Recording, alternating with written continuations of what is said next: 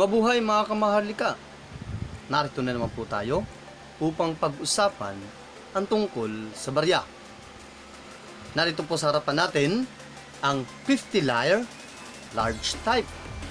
Pag-uusapan po natin ang kanyang hitsura at kung magkano nga ba ang halaga niya sa panahon natin ngayon.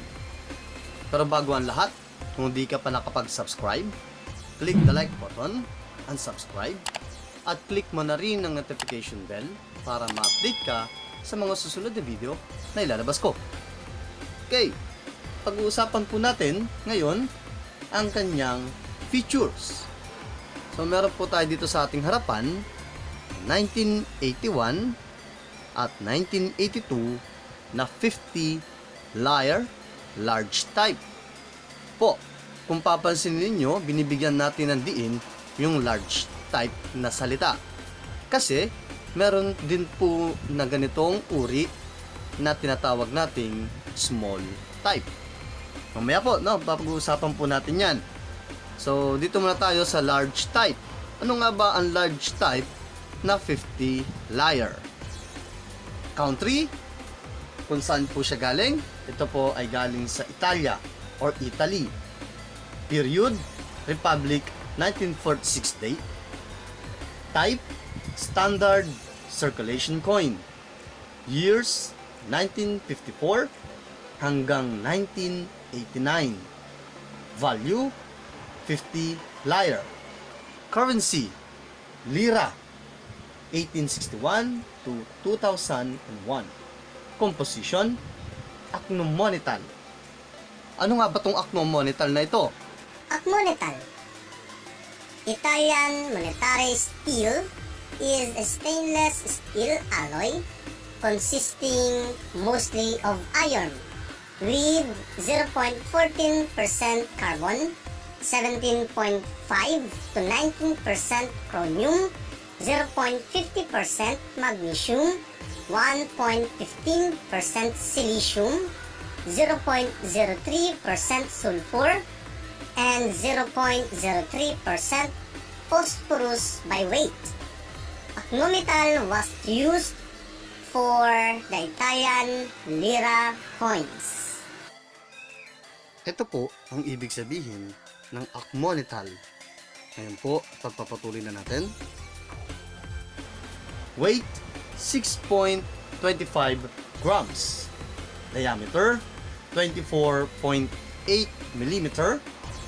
Thickness, 1.95 millimeter. Shape, round. Orientation, coin alignment. Demonetized, February 28, 2002. References, KM number 95-1.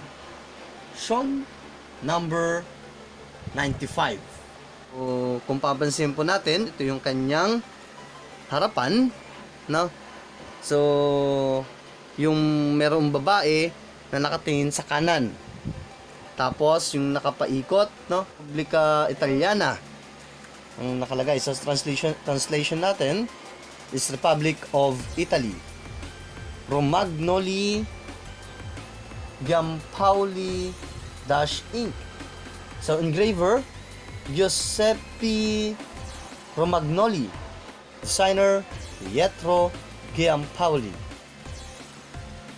Reverse. So, yung kanyang likuran. Ito yung kanyang likuran. Representation of the god Vulcan beating iron on an anvil. On the right, the value L.50. L is abbreviation for liar with the mint sign underneath. On the left, the date. Lettering, 1981. So, ito po sa kabila. Sa kaliwang bahagi natin is 1981. At sa kanang bahagi naman is 1982. Magkano nga ba ang presyo ng 50 layer? So, may date siya mula ng 1954 hanggang 1989. So, So ito yung large type. No? Doon lamang naglalaro ang large type. 1954 hanggang 1989.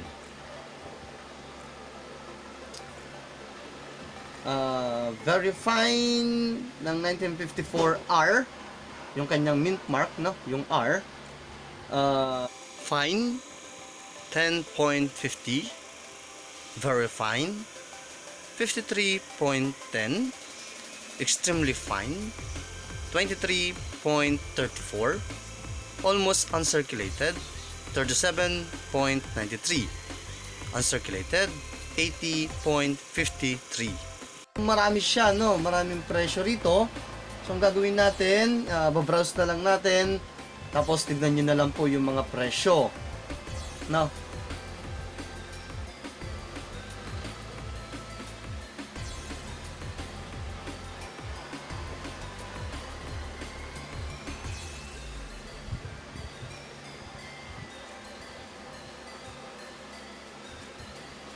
Dito po sa presyo niya, medyo mahal, no?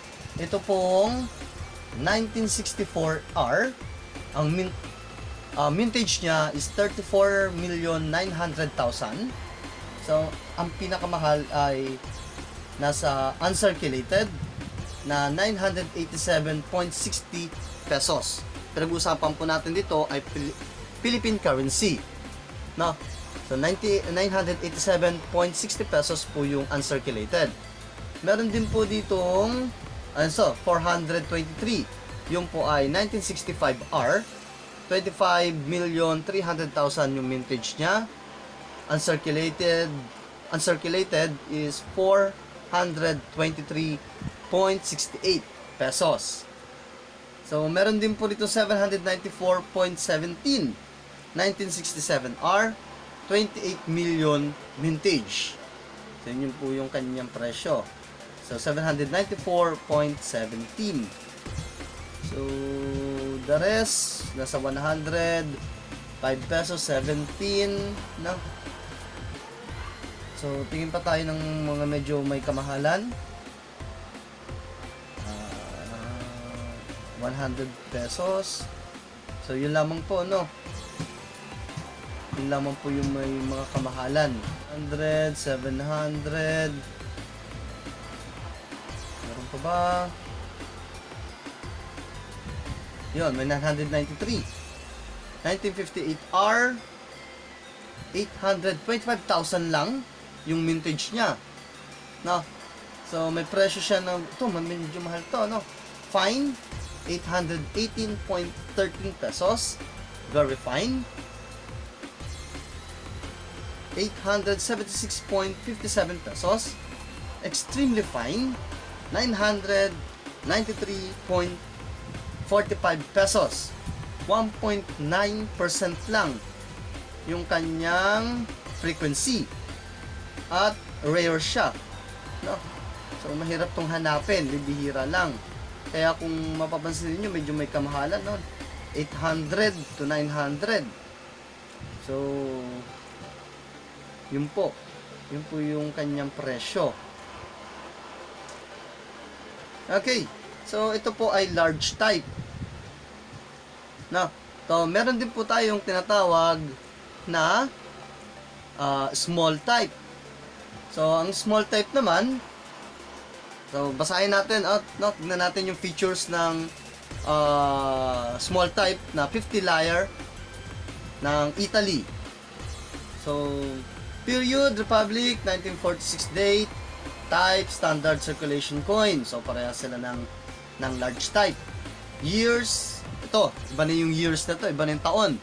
So, 1990 hanggang 1995. Tandaan po, mula 1990 hanggang 1995, yan po ay tinatawag na 50 lyre, small type. Value, 50 lyre. So, parehas lang sila. Currency, lira. Composition, stainless steel. So, iba na siya, no? Iba na po yan. Iba na po yung small type natin sa large type natin.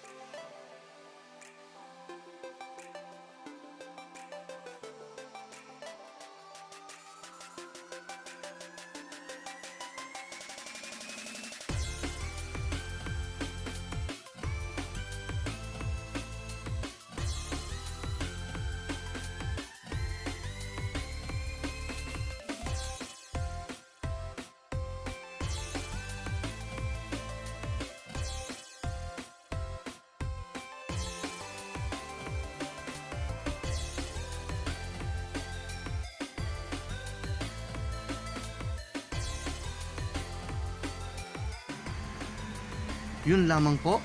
Sana nakapagbigay ako ng munting informasyon at kaunting kaalaman sa inyo. Muli, ito ang inyong kamaharlika na nag-iiwalang isang kataga. Ang barya ay kayamanan ng ating bansa.